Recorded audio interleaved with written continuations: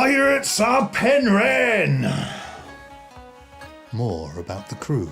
Well now, seems your appetite be whetted. Or you be suckers for punishment. Either way, you want to know more about the details of gameplay. If you've not already done so, go back and watch the first video before you get into this one, or you'll be right confuzzled. In this video, we'll be taking you through what your crew can do for you, how the Whirlpools will affect your game, and how to sweet talk Morgore into doing your favours. So let's begin with a look at those fabulous birds and anthems of the crew deck, so you can make good choices when you're buying new pirates. First thing you'll be noticing, other than their sparkling personalities, is that they all have different numbers of charm, the smiley faces down this side, and ferocity, the skull and bones on t'other. That's right, some of this lot are very charming but not so fierce, others be super fierce but lacking in the charm department. There's a few well-balanced personalities in there too, though how they pass the interview we're not sure.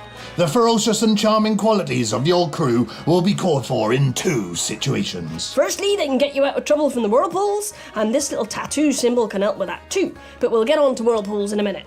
Secondly, and more excitingly, they can help you win cards from your fellow players in piratical skirmishes. Yeah, skirmishes are a great way to pinch other people's stuff. Why make an honest foreign when you can nick 'em, eh? We love a good skirmish, and there's another way of plundering your fellow players too. The good old-fashioned duel. That's what these pistol, cutlass and parrot symbols here are for. Fabulous, let's get our hands dirty and find out how to be a nuisance at sea. Stealing stuff. There be two ways of doing battle with your other players, skirmish and duel. If you win a skirmish, you get 2 cards from your opponent's run hand.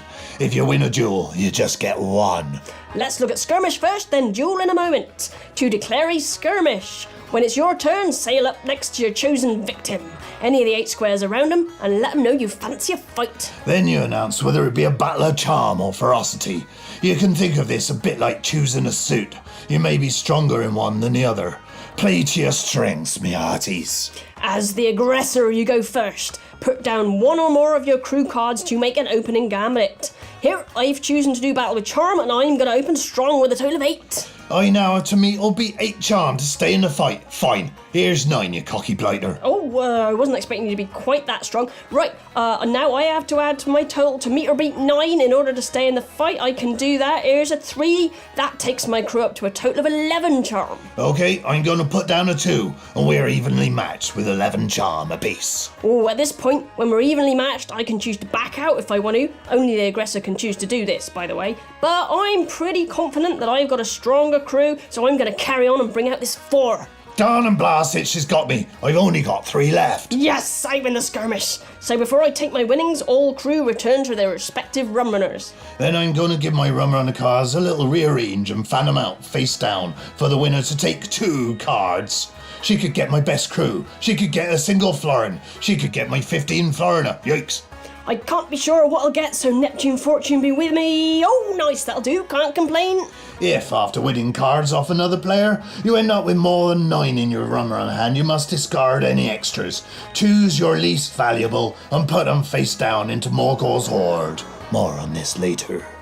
More stealing stuff. Yarwy loves a good skirmish. There is a risk though. If you choose to skirmish and your opponent is stronger, you could end up being the one losing 2 cards. Indeed, if you got a little nervous about the prowess of your crew, you can take the other route to ill-gotten gains, the duel. As with a skirmish, to declare a duel, on your turn you sail up next to your chosen victim and make your intentions clear. Each player then chooses 1 crew member to fight the duel and places them face down on the map. Both players then reveal their chosen duelist to see who has won. It ain't based on their charm and ferocity this time, but rather on this little symbol here. Every member of crew has a pistol, a cutlass or a parrot. A pistol beats a cutlass beats a parrot, and through sheer cunning, a parrot beats a pistol. In this way, even your most feeble crew members can win you a card. Never thought I'd say this, but hurrah for Midshipman 3D. Little twit he is. So, crew go back to their rummin' around, give it a little shuffle and fat it out face down for the winner to take their single card. Could get lucky. Oh, that's alright, happy with that? Again, if you end up with more than 9, discard your weakest card face down into Morgore's hoard. As with a skirmish, it is very possible to lose a duel if you call it, but the damage is only 1 card instead of 2. If it's a draw, take your duelist back into your hand and go again until someone wins. After 3 draws in a row, you both respectfully pretends it never happened. So all this skirmish and duel talk highlights how helpful the crew can be. They're definitely worth the investment of 3 florins a head. Or, if you're a cheapskate, I hear you can get them for free at Pontchartrain, the 4th port. Filthy den of piracy, that place. Yeah, if you're more up there, 3 will climb onto your rum runner for free. You don't get a choice, however, just whoever's lounging about on the top of the pack. If you ain't got room, you can always discard your weakest to Morgore's hoard, that monstrous place of which we shall learn more directly. But first, Whirlpools. The other way that your crew can be right helpful is when dealing with peril and strife cards from the Whirlpool pack. yes, if you sail through one or more of these whirlpools, you must take that number of whirlpool cards from the pack. Some are good, some are bad. The good ones can really change your fortunes, so often the risk is worth it, particularly if you've got a strong crew to get you out of any trouble. Here, the Emerald Drake has sailed through 2 whirlpools on her travels. You'll see they finish their move first, then take 2 cards from the top of the deck. You'll also see that though the big un covers several squares, it just counts as 1 whirlpool. Just 1 card per whirlpool per turn. Here we are. The Emerald Drake has a Lucky Rascal and a Peril and Strife. The Lucky Rascal, looks like this one allows us to choose a wind direction. Nice. It's placed face up in front of the player, ready to be used at the time of their choosing. The peril and strife must be dealt with immediately and returned to the bottom of the deck afterwards. Let's see what's going on here then. One of the crew has smuggled a badger aboard. No one's sure why, least of all the badger. Poor thing. It's hurtling round the deck in a fury. Can your charming crew calm the poor creature before it knocks a barrel overboard? Blimey, okay, so I'm going to lose 1 barrel unless I can show crew with a total of 12 charm, or if I happen to have a crew member with this tattoo. Yours, the symbol in the top left is the crew tattoo. It means they're specialists in something. Here, we need someone who's a member of the Animal Magic Guild. Righto. I don't have one of those, but I do have a total of 12 charm, so I'm just going to show them to the other players and put them back in my rum runner hand. You don't lose any crew you use in a peril and strife situation, but they're exposed to your fellow players. So folks can begin to build up an idea of who's aboard. If I couldn't meet the avast of 12 charm, nor did I have a crew member with a tattoo, I'd have to place the stake of 1 barrel into Morgore's hoard. And if you haven't got the avast, the tattoo, or the stake, you'll have to fan out your rum runner hand, and another player would remove 1 card in a blind pick and put it in Morgore's hoard without looking at it. All of this talk. Morgore, what's on? Let's meet Morgore. Okie dokie, so we keep mentioning this Morgore's hoard business. So let's get into this big final chunk of the game. Who is this Morgore anyway, and how does she affect gameplay? Morgore is a legend of the deep. Cornwall's very own sea monster, believed by some to be a cousin of Nessie. Yep, and a right pest she can be, but you can also use her to your advantage. So let's begin looking at all the ways she can affect what's going on. The first way we're going to look at are her antics through the Whirlpool pack. When you draw a Morgore card from the Whirlpool pack, you'll find out the kind of things she gets up to, mainly attention-seeking behaviours, to be honest. And the antics tend to wash the rum runners about in her giant wake. As the proud drawer of the Morgore card, your first task is to decide where to halt her. Move Morgore to any of the deep water squares. That's the dark blue ones. This is a fabulous way to persecute your friends. You see, if you occupy an adjacent square to Morgore, any of the 8 surrounding her, she'll nick something right off your rum runner and put it in her hoard. Yes, that's another blind pick me hearties. Fan out your rum runner hand and another player takes 1 card and puts it straight in the hoard without inspection. You can even pick on 2 people at once sometimes. This makes you very popular.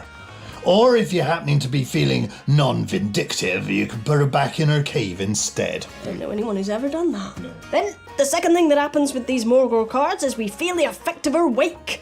All afloat rum runners are at risk of being swept 3 squares. The card will say which of the 8 compass directions. Now, some of you might not mind being swept 3 squares. It might contribute nicely to your plans. But for others, it might be moving you away from your goal or through a whirlpool, and you might want to stop it happening. To prevent this great sweeping along, Morgore must be shown 17 charm. It's unlikely that any one player will be carrying this much, so you'll probably have to club together to make up the total. Of course, some of you might not want to contribute, and those in port or on the galleons are not affected. If the 17 charm is met, no one moves.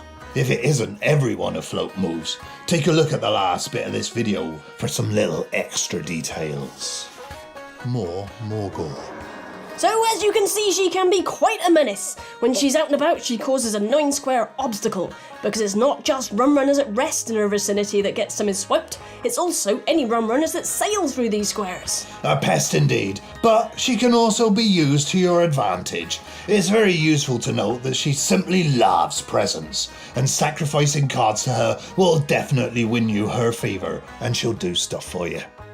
You can only sacrifice 1 card each turn, they must come from your rum runner hand, and they must be shown face up before being placed face down into Morgore's hoard. Here's what each type of card does.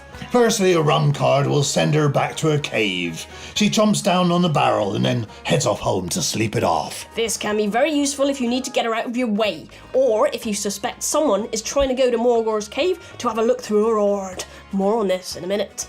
Secondly, a crew card means you can move her to any dark square on the map. She simply adores pet pirates. This is very handy for picking on your friends. Most fun is a direct attack, of course, but she can also be placed tactically to make port or galleons more tricky. And finally, florins mean you can sail further. She's part dragon on her mother's side, so she has a love of gold. The more you give her, the more helpful she'll be. If you sacrifice a 3 florin card, she'll nudge you 3 extra moves. If you sacrifice a 15 florin card, she'll nudge you an extra 15 moves. Remember, you can only sacrifice 1 card at a time, and Morgore does not give change. To sacrifice florins, first you take your usual 9 moves, then show the florin card, pop it into Morgore's hoard and move Morgore to one of the 8 squares around you. A huge beast. She will only fit in the deepest waters though, remember? So if there are no dark blue squares around you, you can't sacrifice florins to her. Only after you've done these 2 things can you take your extra moves. Imagine you've summoned her with the gold and she's now nudging you that extra little bit with her mighty tail. Sometimes it is worth spending that extra little bit to make port or galleon on this turn rather than next. And of course, you could always try to raid her cave to get it back. Taking a peek at the riches. So, by now you'll probably be building up quite a fine collection in Morgore's hoard. Admittedly, a fair few of these will be low-value cards that players have discarded to make room in their rum runner hands. But some of them have been taken in blind picks, so it could be anything from a barrel to a 15 florin card. It's often worth sailing by to take a peek.